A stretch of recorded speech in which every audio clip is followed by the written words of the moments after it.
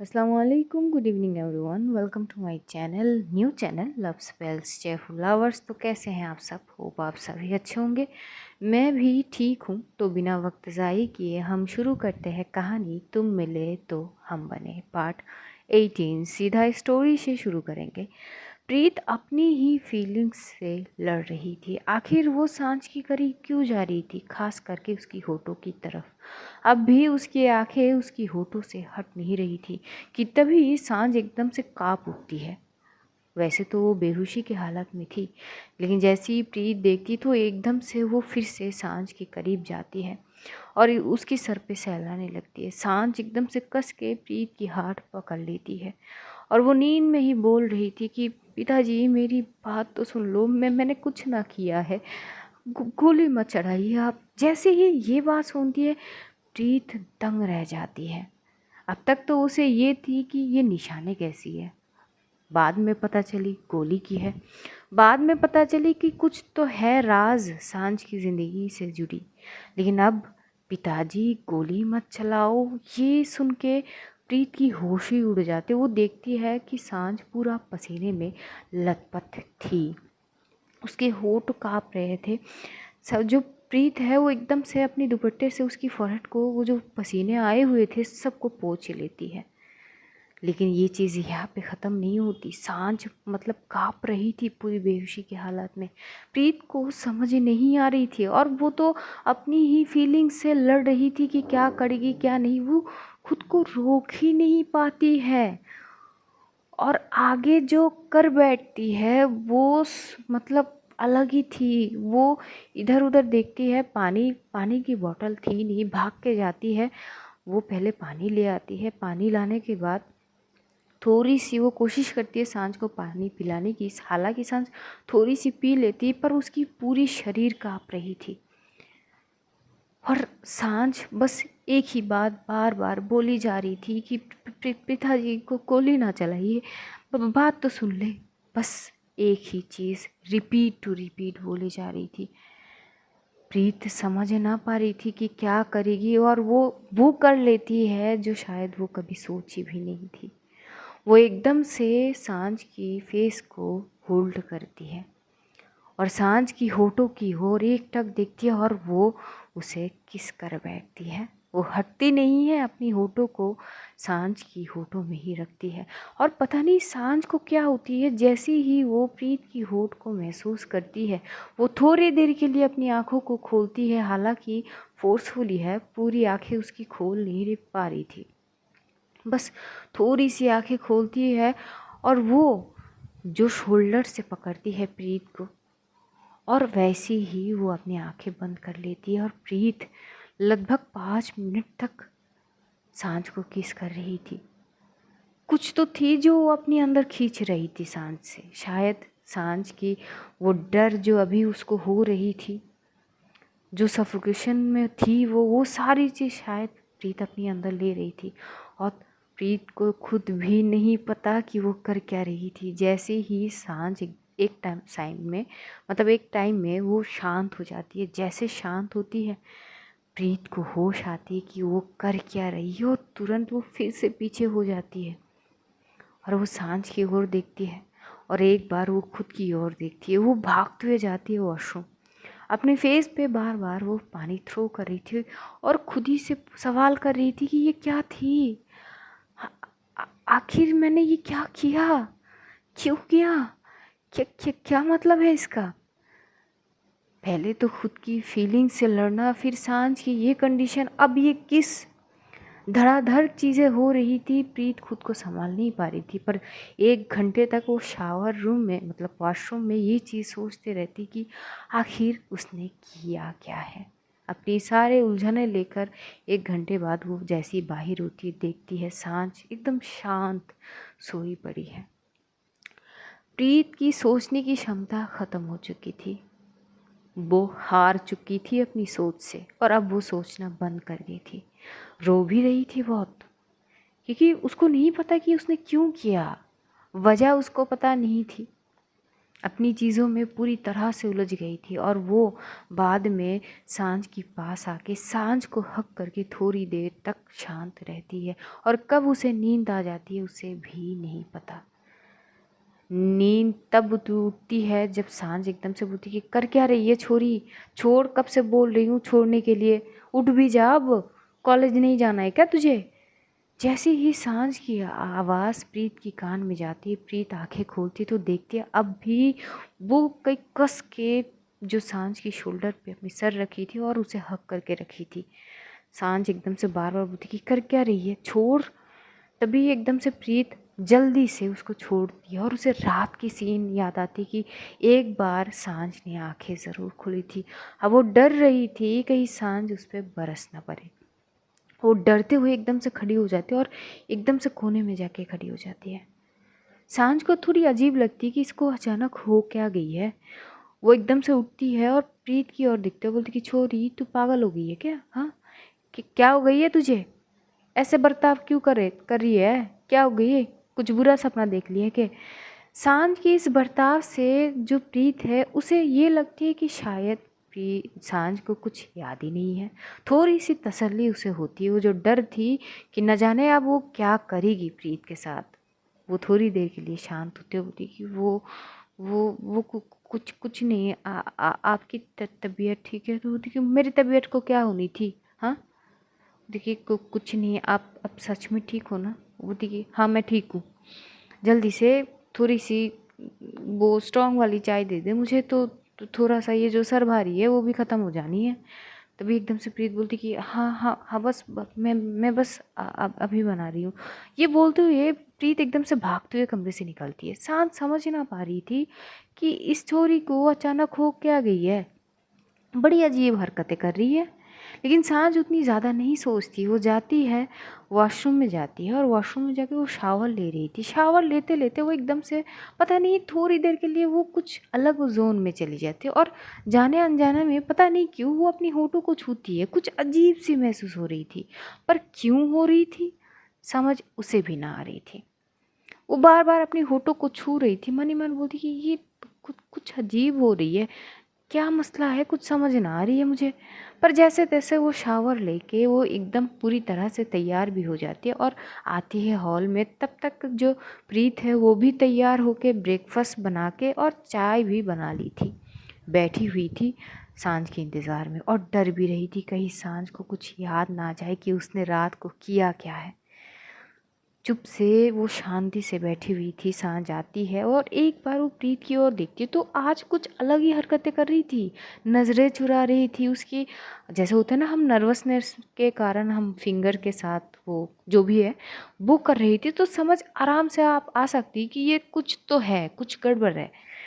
सांझ कुछ पूछती नहीं है, वो बैठती है, बैठ के वो पहले तो ब्रेकफास्ट करती है और बीच बीच में वो चाय पीने लगती है। एकदम से जो सांझ है वो प्रीत की ओर देखते बोलती है एक बात कहा और सच सच कही अब। जैसे ये बोलती है कि प्रीत की दिल की धड़कनें एकदम से तेज़ हो जाती है। अपने मन में बस वो प्रार्थना कर रही थी कि हे भगवान प्लीज़ उनको कुछ ना याद हो कि मैंने क्या करी है। बार बार यही प्रार्थना वो कर रही थी अपने मन में। और सांझ बोलती कि छोरी, तुझसे बात कर रही हूँ मैं, मेरी इधर देख, कुछ पूछना है तुझसे। पूछूं?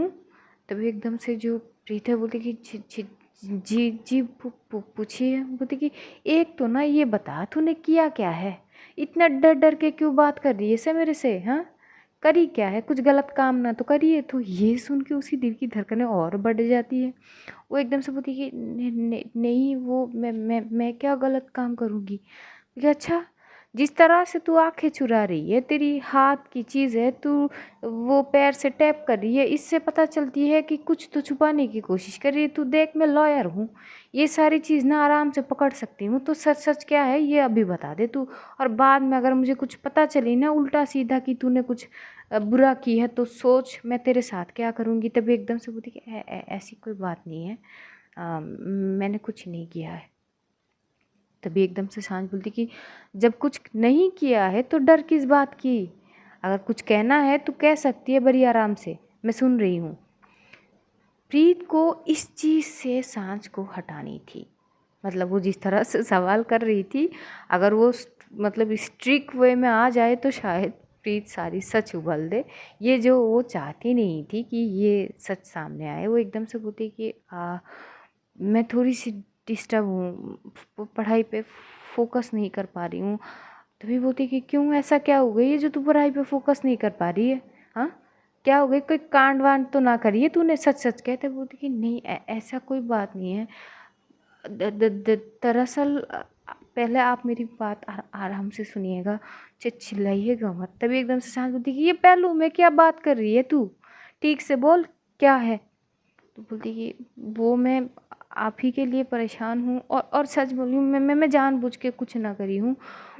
कुछ दिन से बेहद परेशान हूँ, जब से मैंने आपकी वो निशाने देखी है, और वो मुझे पता है कि ये गोली के निशान है, मैंने सर्च करे हैं।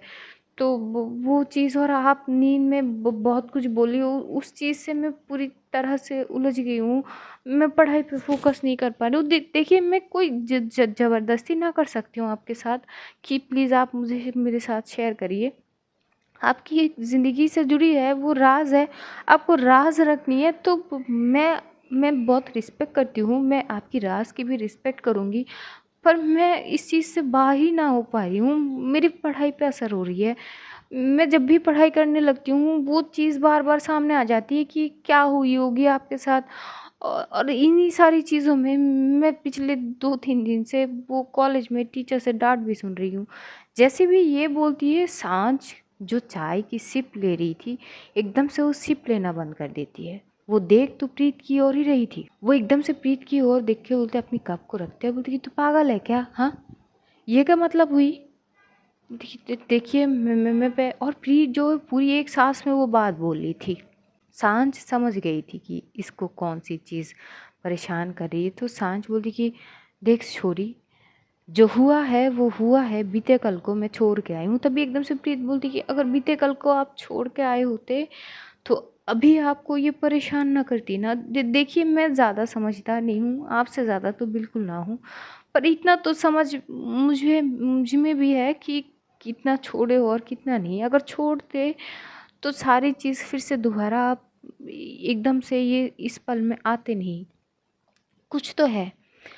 अगर आप बताना नहीं चाहते हो तो मैं आपसे ज़ोर ज़बरदस्ती करके पूछना नहीं चाहूँगी, पर मैं सच में थोड़ी-सी डिस्टर्ब हो गई हूँ इन सारी चीज़ों में। साँझ कुछ शांति से बस सोचने लगती है, और वो एकदम से अपनी घड़ी की ओर देखती है।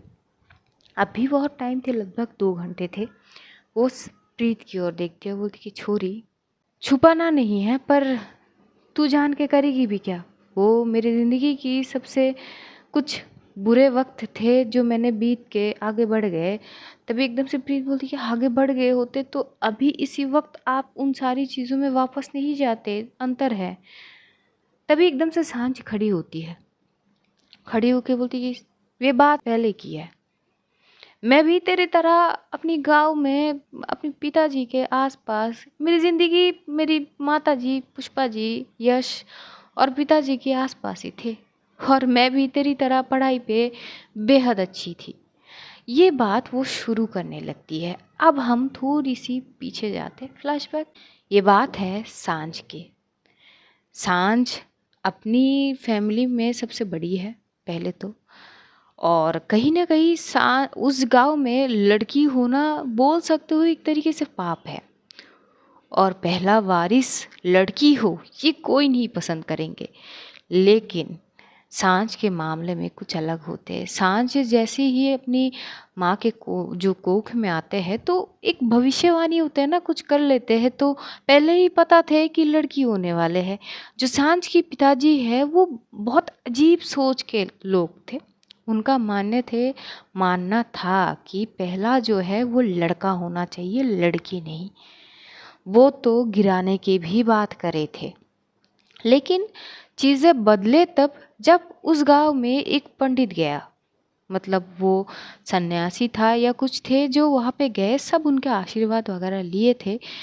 तो वो जैसे ही गांव में पैर रखे, इनके घर पे पैर रखे, इनके हालात वगैरह बहुत अच्छे से समझ गए थे बिना पूछे ही। सरपंच जी के इंटेंशन भी उनको समझ आ गए थे और वो हंसते हुए बस इतना कहते हैं, जो तुम करने चाह रहे हो वो तुम्हारे ही विपरीत जाएगी। अगर इसको बचा के रखते हो तो तुम बहुत आगे जाओगे। ये छोरी तुम्हारी ज़िंदगी को एक नई दिशा में लेके जाएगी, बहुत ख़ास होगी तुम्हारे लिए। और अगर अपनी चीज़ों को पकड़ के रखने की कोशिश करोगे तो इसको इस दुनिया में लानी ही पड़ेगी। कुछ इस तरह की चीज़ें थी जिससे सरपंच जी ये मान जाते हैं कि हाँ, इस छोरी को वो गिराएंगे नहीं। पुष्पा जी बहुत खुश थे। चीज़ें तो नॉर्मल ही थी, जैसे हो गई थी। उसके कुछ साल बाद यश हुआ। यश के होने पर पूरे गांव को मिठाई बांटे गए थे। सरपंच जी का बेटा हुआ। हालांकि जो सांझ की वक्त इतना तामझाम नहीं हुए थे, तो शुरू से ही सांझ अपनी पिताजी से एक अलग ही नफरत शायद बर्दाश्त करी है। वो एक पिता का प्यार, एक पिता से जो लगाव होती है वो कभी महसूस ना करी है। पर उसे कभी कोई शिकायत थी नहीं, क्योंकि दोनों तरफ का प्यार पुष्पा जी वो निछावर कर देते थे सांझ के ऊपर। जैसे जैसे सांझ बड़ी हो रही थी और वो बड़ी हिम्मत वाली थी। लोग उसे देख के ये ज़रूर बोलते थे कि हाँ, ये सरपंच जी की ही बेटी हो सकते हैं। इतना हिम्मत और किसी में नहीं है। कुछ इस तरह से की थी। जैसे जैसे सांझ बड़ी हो रही थी, थोड़ी थोड़ी वो पढ़ाई भी करने के उसको बहुत ज़्यादा इंटरेस्ट थी पढ़ाई में।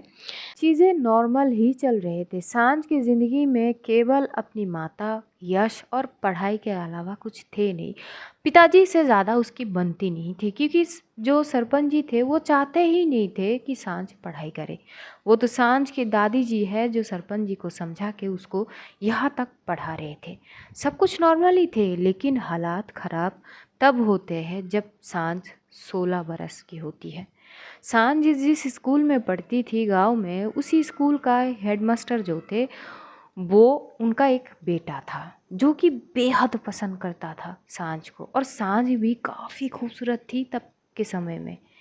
अगर पूरे गांव में कोई खूबसूरत लड़की थी तो वो केवल सांझ थी। और उसकी चेहरे की चमक को देख के ही सब कुछ बोल सकते थे कि हाँ, ये छोरी है सरपंच की। ये वो उसकी एक ईरा ही थी, अलग थे उसकी एटीट्यूड, उसका वो चलने की तरीका, बोलने की तरीका। और सांझ की ज़िंदगी में पढ़ाई के इर्द गिर्द कुछ रही ही नहीं है सिवाय अपने माता और भाई के अलावा। वो सीधा स्कूल से अपने घर जाती थी और जब वो स्कूल आती थी तो कहीं इधर उधर नहीं देखती थी। हालांकि वो लड़का वो कई चिट्ठियाँ भेजता रहा जो है सांझ को, लेकिन सांझ बेरहमी से उन चिट्ठियों को कुचलती रही, क्योंकि इन सारी चीज़ों से उसका कोई मतलब थे ही नहीं। धीरे धीरे उस लड़के का गुस्सा उभलने लगा। धीरे धीरे 16 से वो 17 बरस की हुई। तो 17 बरस की जब हुई, उसका बर्थडे था, तो पुष्पा जी और सांझ की दादी ने मिलके दोनों एक बार मंदिर आए थे सांझ के लिए पूजा कराने। और उस वक्त पहली बार सांझ साड़ी में आई थी, वो भी मंदिर में। और जैसे ही वो लड़का उसको साड़ी में देखा तो पूरी तरह से बौखला गया। उसके सोए हुए अरमान जाग गए। हालांकि वो थोड़ा सा वो हो गया था कि निराश हो गया था कि शायद उसके पहुंच की बात ना है ये छोरी। लेकिन जैसे ही साड़ी में देखा, सोए हुए अरमान जाग गए। एक हैवानियत जाग गए थे उसको अंदर। वो अपने पिता को जोर करने लगा कि मुझे अगर शादी करना है, ब्याह करना है ना, तो मैं इसी छोरी के साथ करूँगा। आपको पता नहीं है आप क्या करोगे या क्या नहीं, वरना मैं मर जाऊँगा। सीधा धमकी पे आ जाता है। मास्टर जी का एक बेटी और एक बेटा था। एक बेटा है, उनकी पूरी घर की शान थे बोल सकते हैं। उस गांव में लड़के होना मतलब बहुत बड़ी बात थे। तो अपनी शान को इस तरह से कैसे डूबते देखते वो आते हैं, सरपंच जी से बात करते हैं। सरपंच जी का था, मास्टर जी है, उनका सम्मान बहुत है गांव में, तो करवा देते हैं। और 17 साल में ही सांझ की शादी तय करे जाते हैं, जहाँ पे पहली बार सांझ बगावत पे खड़ी हो जाती है। सीधा डट के अपनी पिताजी के सामना करती है कि मुझे ये शादी करना है। चाहे जो भी करो आप, चाहे तो मार दो, पर ये शादी मैं करूँगी नहीं। मेरी मर्जी ना से, मुझे आगे पढ़ाई करनी है और मैं उसके लिए जो भी करनी है मैं करूँगी। हालांकि इसके लिए उसको 1 हफ्ते तक बिना खाना पिए उसको बांध के रख देते हैं एक कमरे में। किसी को उससे मिलने तक का मौका नहीं दिया जाता। यहाँ तक पुष्पा जी भी नहीं मिल सकते थे। सांझ की हालत बदतर से भी बदतर होते जा रहे थे। 1 हफ्ते तक एक बूंद पानी नहीं मिली थी उसकी हालत ये थे कि उसके होठ नीले पड़ गए थे। एक ही कपड़े में बिना पानी के उसे एक कमरे में, वो भी अंधेरे में। पर सांझ उस चीज़ से हार ना मानी, डट के खड़ी रही कि नहीं, अगर ना है तो ना है। ये सिलसिला लगभग 1 साल तक आगे बढ़े। जब वो 18 साल की हुई, चीज़ें उसके ऊपर तब भी बहुत सारी चीज़ें आ रही थी, लेकिन वो जो लड़का था वो पीछे नहीं हट रहा था। उसको करना था तो शादी करना था। वो कुछ भी सोच रहा था, वो पागल हो गया था। बस उसको सांझ से शादी करना था, चाहे किसी भी कीमत पर। और यहाँ वो अपने पिता को फोर्स करता रहा कि जो करना है करो, चाहे 1 साल हो, चाहे 2 साल हो, चाहे 10 साल हो, मैं इस छोरी को शादी करके ही रखूँगा। करना है तो करा दो, वरना मेरा मरा हुआ मुंह देखोगे। ये धमका के वो लड़का कुछ दिन के लिए गांव से चले गए थे। उसके बाद चीज़ें और ज़्यादा ख़राब होने लगे। जो मास्टर जी थे वो आके सरपंच जी के पैर पकड़ लिए। मेरा एक लौता बेटा है, मेरा घर का शान, मैं अपने घर के शान को बचाने के लिए आपके आगे भीख मांगता हूँ। शादी करा दीजिए इन दोनों का, आपको जो चाहिए मैं दे दूँगा। बहुत सारी चीज़ें होते हैं। पूरे सरेआम एक सरपंच थे, वो उनके जो अलग तरीके होते पंचायत होते, उस सरेआम महफिल में इस तरह से पैर पकड़ के चीज़ें कहना, तो सब बोलने लगते कि वैसे सरपंच जी छोरा अच्छा है, आप दे दो अपनी बेटी की शादी वगैरह। वैसे भी छोरी 18 साल की हो गई, बहुत हो गई है इसका, अब आगे क्या करना है चीज़ें। पर जो सांझ थी वो अपनी बात में अड़ी रहती है। हालांकि उसकी पढ़ाई भी तब बंद कर दिए गए। कॉलेज में दाखिला लेगी, लेकिन वह उस तक मौका नहीं देती है उसको।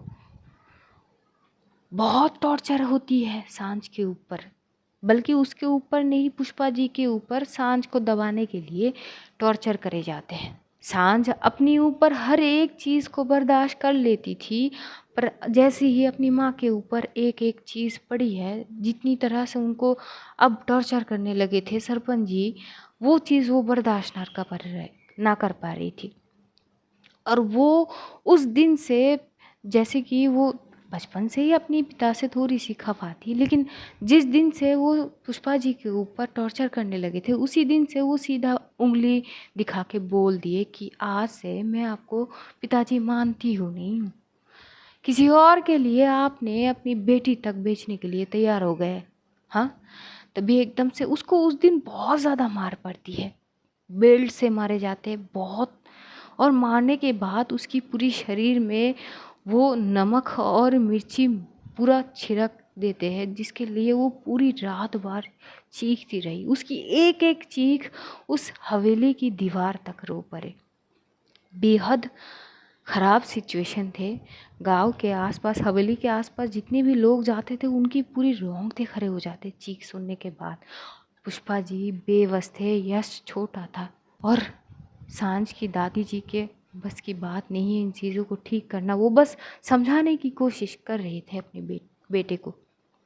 लेकिन चीज़ें तब खराब और ज़्यादा हो जाते हैं जब सरपंच जी अपनी ही बीवी यानी पुष्पा जी को मारने की कोशिश करने के लिए सांझ को बोलते हैं कि तू अगर राज़ी ना होगी तो तेरी माँ चली जाएगी। जैसी ये बोलती है तो सांझ झुक जाती है, वो तैयार हो जाती है शादी के लिए। पर ये सब तो यही तक नहीं रुकी थी। जैसे जैसे हल्दी होते हैं, शादी वाले दिन आते हैं, और शादी वाले दिन ही उसकी एक दोस्त थी, वो आती है। और आने के बाद तब फ़ोन बहुत कम थे, पर बहुत कम लोगों के पास थे भी, और क्योंकि पढ़ाई वगैरह करते तो उसके जो दोस्त थी वो थोड़ी सी अच्छे घर की थी, तो उसके पास फ़ोन थे। वो फ़ोन लेके आती है और जो होने वाले पति था सांझ का, उसका एक कांड दिखाता है ये छोरा सरेआम बाज़ार में किसी लड़की के साथ बदतमीज़ी करता है, उसको किस करने की कोशिश करता है, और वहाँ पे किसी में इतना हिम्मत ना थे कि उस लड़के को कुछ कहे, क्योंकि सबको पता थे कि ये छोरा सरपंच जी का दामाद है, कुछ भी कर सकते, कोई डर के मारे कुछ नहीं बोल रहे थे।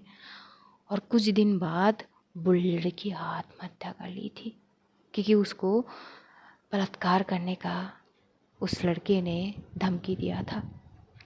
ये चीज़ जैसे सांझ को पता चलती है, सांझ की खून खौल उठती है, और वो अपनी ऊपर ही हंस पड़ती है कि क्या है, किस जन्म, मतलब भगवान ने कौन सी जन्म का बदला लिया है, किस घर में और किस हैवान के पास बेटी के तौर पे भेज दिए, कि ये सब कुछ देखने के बाद अपनी बेटी देने के लिए तैयार हो गए।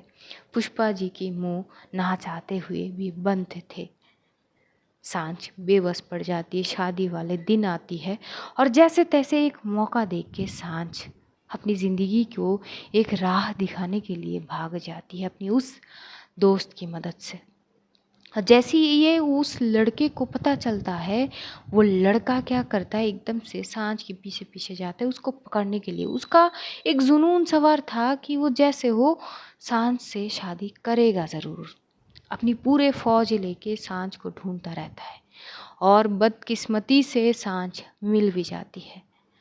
और मिलने के बाद वो लड़का सांझ के साथ बेहद गलत पेश करने की, मतलब क्या ही बोले, बहुत ख़राब उसके साथ बर्ताव करने लगता है, उसके साथ ज़बरदस्ती करने लगता है। ये चीज़ सांझ को बर्दाश्त ना होती, तो सांझ वो उसके हाथ में कुछ ऐसी चीज़ थी जिससे उस छोरे के ऊपर वार करती है, जिसके कारण उस छोरे का गाल पे एक कट लग जाता है और छोरा वहाँ पे बेहोश हो जाता है। ये बात सरपंच जी के कान में कुछ अलग तरीके से पेश करे जाते हैं। सरपंच जी आग बबूला होके अपनी गन वगैरह, क्योंकि तब लड़की का भाग जाना मतलब बहुत शर्मदायक बात थी एक पिता के लिए, और ख़ास करके उस गांव के सरपंच के लिए। लोग थूकने के कगार पे आ जाते हैं, ऐसा उनका सोचना है। तो ये लोग अपनी पूरे ताम झाम लेके निकलते हैं सांझ को पकड़ने के लिए। सांझ डर डर के एक जगह पे आके थोड़ी सी रुक गई। उसकी हालत ख़राब थी बहुत, क्योंकि वो लड़का बहुत बुरा हालत कर लिए थे सांझ का, चल नहीं पा रही थी, लेकिन हाँ उसने अपने अस्तित्व को बचा ली थी। ये बहुत बड़ी बात है। उसका शायद ये सोचना है कि ज़िंदा रहूँगी तो अपने अस्तित्व के साथ ही रहूँगी, इस दामन पे आँच ना आने दूँगी, और अगर मेरी दामन पे कुछ चीज़ें दाग आई तो वो मेरी मरने के बाद होगी, शायद कुछ और ही है। और अपनी जान बचाते बचाते वो एक जगह पे जाके पहुँची। जैसी पहुँची तो वहाँ पे वो जो रामलाल जो अंकल थे वो उनके मदद करी, और मदद करते हुए एक साइड पे लेके गए, और वहाँ पे जैसे तैसे सरपंच जी पहुँच गए। उन्होंने ना आओ देखा ना ताओ देखा, सीधा बंदूक तार दिए सांझ के सीने के ऊपर। सांझ बोलने की बहुत कोशिश कर रही थी कि पिताजी मेरी एक बार बात सुन लीजिए, जो लड़के को आपने मेरे लिए तय करे है पहले उसके बारे में सुन तो ले। लेकिन उस चीज़ का उन्होंने कोई कदर करे ही नहीं, सरेआम 2 गोली चला दिए सांझ के ऊपर। गोली लगते ही सांझ कतराते हुई एकदम से ज़मीन पे गिरे। सांझ के जो चाचा जी हैं वो भागते हुए आ रहे थे, लेकिन सांझ के पिताजी ने रोक लिए कि गंदगी थी और गंदगी को मिटा दिए, और वहाँ से ये लोग चले जाते हैं उसी को कतराते हुए उस हालत में छोड़ के। वो तो रामलाल अंकल जी थे जो उसको जैसे तैसे लेके हॉस्पिटल, वहाँ के जो क्लिनिक थे गांव के, वहाँ पे लेने की कोशिश करे, पर सरपंच जी के लोग ने रोक दिए। जैसे तैसे सांझ इतनी हिम्मत वाली थी कि इस हालत में भी उसने अपनी जो है जान में बात रखी, लड़ी अपनी मौत से, अपनी मौत से लड़ी वो। रामलाल जी उसे अपने घर लेके गए। उनके एक रिश्तेदार थे जो वो थोड़ी बहुत अपनी घरेलू चिकित्सा वगैरह, जो घरेलू ट्रीटमेंट जो वो करते थे, वो करने के बाद चाकू से उसके गोलियों को निकाले गए उसके सीने से, और घरेलू ट्रीटमेंट के हिसाब से उसका ट्रीटमेंट हुआ लगभग 6 दिन तक। इस बारे में सरपंच जी को पता नहीं थे। वो तो बाद में लाश ढूंढने के लिए जाने के बाद पता चले कि छोरी अभी जिंदा है, लेकिन तब तक सांझ उसका उसे जा चुकी थी उसी रामलाल अंकल की मदद से। जैसे जैसे सांझ हर एक बात बता रही थी, प्रीत की आंखों से आंसू गिर रहे थे। खाना तो खा रही थी, गले से निवाला निकल नहीं रही थी। सांझ की आंखें लाल हो गई थी, बस वो रो नहीं रही थी। एक टाइम पे आके सांझ रुक जाती है और उसकी नज़र प्रीत के ऊपर जाती है तो थोड़ी सी शौक होती है। उसको ये ज़रा सा भी इल्म नहीं थी कि प्रीत की ये हालत होगी। प्रीत की आंखें लाल हो चुकी थी, उसके आंखों में से आंसू आ रहे थे, उसके हाथ कांप रहे थे। पता नहीं, सांझ डर जाती है और वो एकदम से भागते आती है और बोलती कि छोरी क्या हो गई है तुझे, तू ठीक से। प्रीत ना आओ देखती है ना ताओ देखती है, वो सीधा सांझ को हक कर लेती है, उसके सीने से जाके चिपक जाती है और वो भर भर के रोने लगती है। सांझ खुद शौक थी कि ये क्या है। आज हम ये स्टोरी यहीं पे रखेंगे, आगे जानेंगे कि आगे क्या होती है। तब तक अपना ध्यान रखिए, अपनों का ध्यान रखिए, ढेर सारा प्यार बांटिए, खुश रहिए, खुशियाँ बांटिए। Love you all guys, see you soon. बहुत जल्द फिर से मुलाकात होगी, तब तक के लिए खुदा हाफिज़, टाटा, bye bye and good night guys. दुआओं में याद रखना। Take care.